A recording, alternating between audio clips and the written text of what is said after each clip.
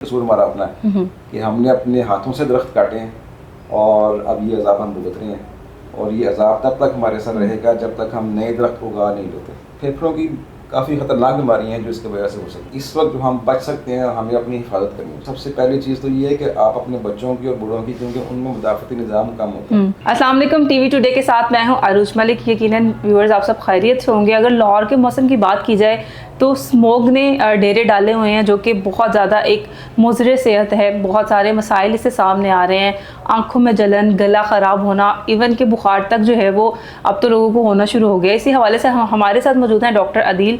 आइए उनसे बात करते हैं, जानते हैं कि स्मोक किस तरह से इंसानी सेहत को नुकसान पहुंचा रही है और इससे किस तरह से बचा जा सकता है, क्योंकि अब ज़िंदगी हम घर तक महदूद रख नहीं सकते, बाहर भी निकलना ज़रूरी है। और बच्चों को क्या रोल है उनमें कि बच्चों को हम किस तरह से महफूज कर सकते हैं, क्योंकि गवर्नमेंट ने स्कूल्स वगैरह बंद कर दिए गए हैं, लेकिन जो पेरेंट्स हैं उनके लिए ये एक पिकनिक का समा बना हुआ है। उन्होंने अपने बच्चे शायद अजीज़ नहीं हैं, वो ये समझने को तैयार नहीं है, और अगर बड़े बुज़ुर्गों की बात करें तो बिल्कुल भी नहीं समझते हैं।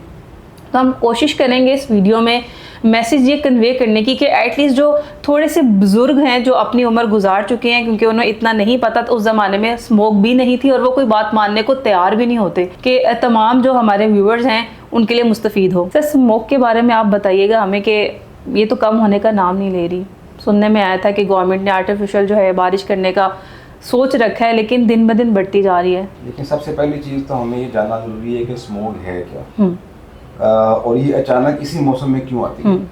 हालांकि सारा साल डस्ट तो वही है, वही इन्वायरमेंट है, लेकिन सिर्फ इसी मौसम में क्यों आती है। तो स्मोक बेसिकली दो चीज़ों का मजमुआ है, जिसमें एक जो डस्ट पार्टिकल्स हैं वो, और उसके साथ फोग। तो फोग और जब ये डस्ट पार्टिकल्स मिलते हैं तो इसको एक नाम दिया गया स्मोक का। जब सर्दियाँ स्टार्ट होती हैं, जब आपका मौसम का इन्वायरमेंट टेम्परेचर कम होना शुरू होता है और धुंध बनना शुरू होती है, उसी मौसम में ये जो डस्ट पार्टिकल्स होते हैं ये आमतौर पर जब हवा में उड़ते हैं तो ये नीचे ज़मीन पर बैठ जाते हैं। लेकिन इस मौसम में ड्यू टू फोग या धुंध कह लें, ये ज़मीन में नहीं बैठते, ये हवा में मुअल्लक रह जाते हैं। ठीक है, जिसकी वजह से आपको हर तरफ जो है ये धुंध का समा और ये चीज़ें नज़र आती हैं। तो ये स्मोक बेसिकली मिट्टी और धुंध का मिलाप होता है, और इसीलिए इसी मौसम में आता है, नवंबर दिसंबर में। पहले दिसंबर में स्टार्ट होता था, थोड़ा सा पहले स्टार्ट हो गया, और ये 1-2 महीने तक रहेगा, जब तक ये ठंड का मौसम रहेगा। 1-2 महीने तक रहेगा, जब तक ये ठंड का मौसम चलता रहेगा और बारिश नहीं होगी, क्योंकि ये बेसिकली डस्ट पार्टिकल्स हैं जो हवा में मुअल्लक हैं। और जब तक ये हवा थोड़ी सी ठंडी रहेगी, स्मोक फोग बनती रहेगी और ये डस्ट पार्टिकल हवा में रहेंगे। जब बारिश होती है तो वो बारिश सारे डस्ट पार्टिकल्स को नीचे ज़मीन पर ले आती है और स्मोक ख़त्म हो जाती है। अच्छा, सुनने में ये भी आया कि ये इंडिया की साजिश थी, और इंडिया ने जो उसके बाक़ियात थे फसलों के, वो जिस दिन पाकिस्तान के रुख की हवा थी वो जलाए, तो उस वजह से स्मोक का बहाव जो है वो ज़्यादा हो गया। तो आप इस चीज़ को मानते हैं? नहीं, मेरा ज़ाती ख्याल, मेरा ओपिनियन शायद डिफरेंट हो सकता है, लेकिन जो मैंने देखा है वो ये है कि बेसिकली हमने ये एक जो अजाब है ये अपने गले खुद डाला, क्योंकि हमने जंगलात, दरख्त सब काट दिए और डिफरेंट किस्म की हाउसिंग सोसाइटीज़ बना ली हैं, जिसकी वजह से उन दरख्तों की वजह से, जिन दरख्तों के काटने की वजह से जो है वहाँ पे लोगों ने रिहायशी आबादियाँ बना ली, रहना शुरू कर दिया दरख्त काट के। और जो डस्ट पार्टिकल्स पहले वो अब्जॉर्ब करते थे जो दरख्त, वो अब ख़त्म हो गए।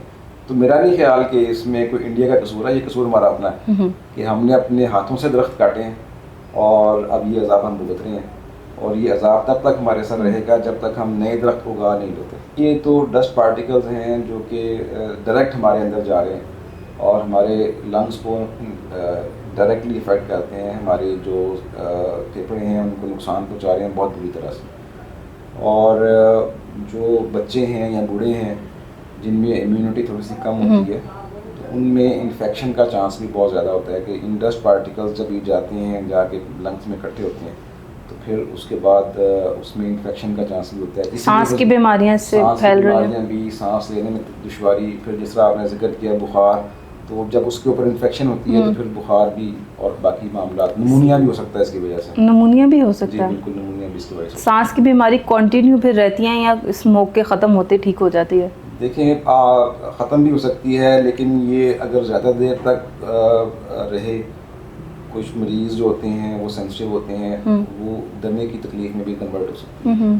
तो फेफड़ों की काफ़ी ख़तरनाक बीमारियाँ हैं जो इसकी वजह से हो सकती हैं, इसलिए जितना भी मुमकिन है हमें चाहिए कि हम इससे बचें।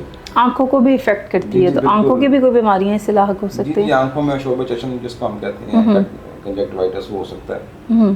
तो क्योंकि ज़ाहिर है इरिटेशन करता है ना ये आंखों में बहुत ज़्यादा, तो उसके लिए जितना हम इससे इस वक्त जो हम बच सकते हैं हमें अपनी हिफाजत करनी चाहिए। करंटली अगर लाहौर की बात की जाए तो लाहौर के अंदर भी ज़ीरो विजिबिलिटी चल रही है। अच्छा, गवर्नमेंट ने तो स्कूल्स वगैरह बंद कर दिए, लेकिन पेरेंट्स को कैसे समझाया जा सकता है कि बच्चों को महदूद रखें? पेरेंट्स को हम इसी तरीके से मैसेज कन्वे कर सकते हैं through social media, through different media house channels. और मैं जिस तरह आपने एक बड़ा अच्छा प्रोग्राम किया, मैं समझता हूँ कि बाकी चैनल्स को भी ऐसा करना चाहिए, लोगों में अवेयरनेस फैलानी चाहिए कि हमें इससे बचना चाहिए। ये it is not a job, ये ऐसा नहीं है कि अब हम जो है ना वो पार्टी करते रहें कि छुट्टियाँ होंगी तो हम इसको एंजॉय करें। हमें अपने घरों में अंदर महदूद रहना है और कोशिश ये करनी है कि बच्चों को बाहर खुली फिजा में ना लेके जाएं। खुली फिजा में क्या गिराज भी आ जाता है घर का? जी बिल्कुल, जो ओपन एरिया है वो सारा ऐसा ही। अल्लाह ना करे किसी का कोई मसला हो, जब खुदा ना खासा जब मसला होता है फिर लोग परेशान होते हैं, फिर उनको ज़्यादा समझ आती है। लेकिन मेरा ख्याल है कि कुछ मसला होने से पहले समझना ज़्यादा अक्लमंदी का सबूत है।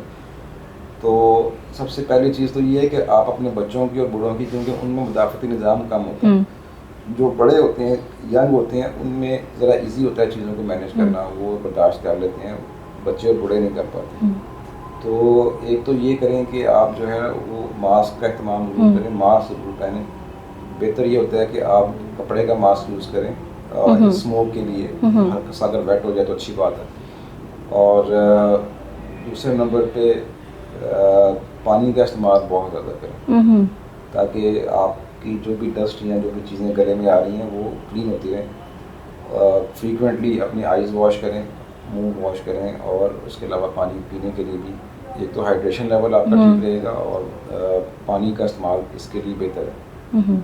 बहुत शुक्रिया आपके वक्त का। जी व्यूअर, जो करंट सिचुएशन हुई है लाहौर की, मैं फिर से ये बताना चाहूँगी कि अभी जो सूरत हाल है बहुत बुरे हालात हैं। ज़ीरो विजिबिलिटी लाहौर में भी चल रही है स्मोक की वजह से, और इसे कुछ लोग कहते हैं नहीं यार फोग है, इतना ख़तरनाक नहीं है, लेकिन बहुत ज़्यादा जो है ये कैंपेन्स भी चल चुकी हैं कि स्मोक बहुत ज़्यादा सेहत के लिए नुकसानदेह है। ख़ास तौर पे हमने बच्चों को और बुज़ुर्गों को बचाना है। कैसे बचाया जा सकता है कि घर में महदूद रहें, फजूल किस्म का बाहर ना जाएं। जो लोग ठीक है मजबूरन निकलते हैं, जिन्होंने काम पे जाना है, उनकी मजबूरी है, वो भी एहतियात करें, मास्क वगैरह पहने, जैसे डॉक्टर साहब ने हमें बताया कि क्या क्या चीज़ें कैसे कैसे करनी चाहिए, तो उनको फॉलो करें। इसके साथ ये रोज़ मलिक को दीजिए इजाज़त, मिलते हैं अगले प्रोग्राम में। अल्लाह हाफ़िज़।